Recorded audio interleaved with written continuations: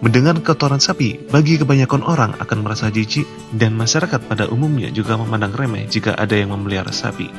Karena sapi mengeluarkan kotoran yang bau dan ternak pun biasanya akan langsung membuang kotoran sapi yang bisa mengotori parit maupun sungai.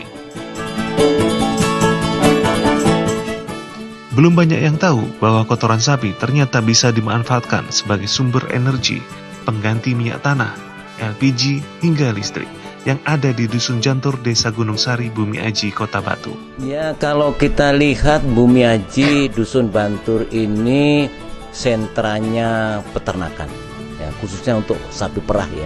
Dengan sapi perah nanti, dengan peternakan nanti, kita akan bisa menghasilkan banyak sekali anak-anak usahanya. Di dalam pengabdian ini, unsur yang paling penting itu hewan tadi. Ya. Dari yang semula oleh masyarakat diabaikan, sekarang insya Allah akan menjadi manfaat. Permasalahan itu adalah ketika ada limbah, terutama adalah kotoran, itu menyebabkan adanya bau yang menyengat. Kemudian ini belum bisa dikembangkan karena di masyarakat, karena mereka belum ngerti dan belum ada teknologi. Kemudian permasalahan lain di sini adalah agak jauh dari kota. Jadi sebenarnya mereka butuh energi. Energi itu sebenarnya ada tersedia dari kotoran hewan tadi. Tujuan kami dari Dokter Mengabdi ini adalah memanfaatkan limbah tadi, nanti yang kita digunakan untuk kesejahteraan dari petani atau peternak tadi. Selama ini memang orang udah banyak mengembangkan biogas, tapi biogas biasanya gasnya diambil, kemudian limbahnya tadi digunakan untuk pupuk. Di kita ditambah lagi, ini mungkin ada inovasi baru kita. Jadi limbah cairnya untuk pupuk, limbah padat nanti kita gunakan untuk pelet, untuk perikanan. Kemudian pelet tadi kita juga coba ngembangkan untuk sebagai pakan dari cacing tanah. Sebab kebutuhan cacing sekarang, jadi sangat banyak. Jadi tujuan kita untuk mensejahterakan petani. Jadi nanti istilah kita beri itu pertanian terpadu. Jadi ada ternak, ada tumbuhan, ada perikanan. Itu yang harapan kita nanti. Baiklah, biogas yang dihasilkan dari biodigester nantinya akan disalurkan melalui selang-selang gas, di mana selang-selang gas tersebut nantinya dikeluarkan melalui stop kran, di mana stop kran tersebut akan disalurkan melalui pemurnian biogas. Nah, selanjutnya untuk dapat menghasilkan listrik, nantinya dari gas pemurnian tersebut masuk ke dalam karburator dari motor bakar, di mana pada karburator tersebut akan dimodifikasi terlebih dahulu. Kemudian stop kran dibuka dan dinyalakan motor bakar tersebut, dihubungkan ke generator yang nantinya generator tersebut akan menghasilkan listrik sesuai dengan kapasitas dari generator itu sendiri. Jadi mandiri dari hulu sampai hilir. Benar Pak Sandra tadi itu membutuhkan waktu yang tidak sedikit. Insya Allah sudah kurang beberapa bulan lagi sudah selesai ya, sehingga nanti bisa dikembangkan pada desa-desa yang lainnya. Itu harapan kita dari Universitas Brawijaya.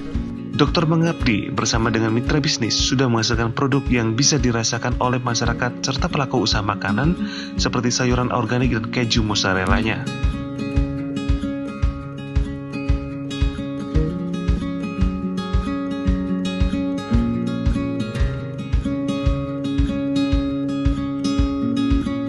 Pemilik usaha makanan dan minuman Pondok Kopi Sauntrasi mengaku membeli hasil sayuran dan olahan keju dari penelitian Dokter Mengabdi Universitas Brawijaya. Kami di sini merupakan salah satu user dari produk kelompok tani yang ada di Jantur.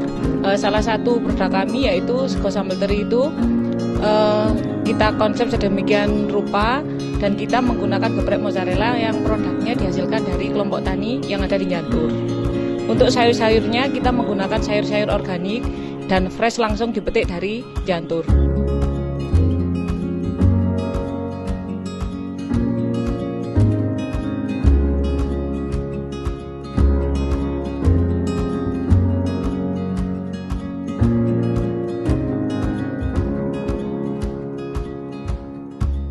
Harapannya ke depannya semoga kelompok tani yang ada di sana semakin maju dan sejahtera. Jadi kita bisa bekerja sama terus sehingga kita bisa maju bersama-sama.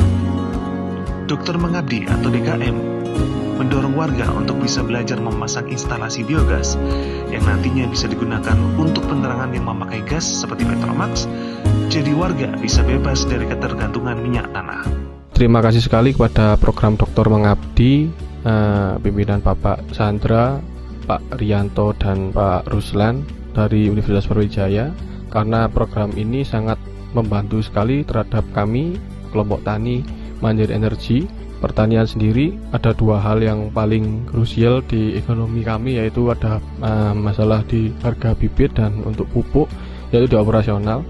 Sehingga dengan adanya DM ini kami merasa sangat terbantu sekali dengan adanya solusi berupa seperti pupuk sludge yang dijadikan pakan yang kita aplikasikan ke kolam-kolam kita, kemudian pupuk cairnya juga kita aplikasikan ke hidroponik yang ada di field kita. Harapan kita juga kedepannya kita bisa berkolaborasi lagi dengan riset and development dari Universitas Brawijaya untuk bisa memberikan berbagai macam solusi produk lain selain itu juga, dan harapan kami juga kami menjadi magnet bagi petani-petani sekitar juga untuk bergabung dan berkolaborasi sehingga dapat meningkatkan ekonomi warga sekitar. Semoga semakin banyak orang yang terinspirasi untuk melakukan pengelolaan limbah ternak sapi. Dari sini kita bisa mengambil pelajaran bahwa kadang hal yang tidak kita anggap seperti kotoran sapi dapat menjadi sumber energi dan juga penghasilan tambahan bagi diri kita maupun masyarakat.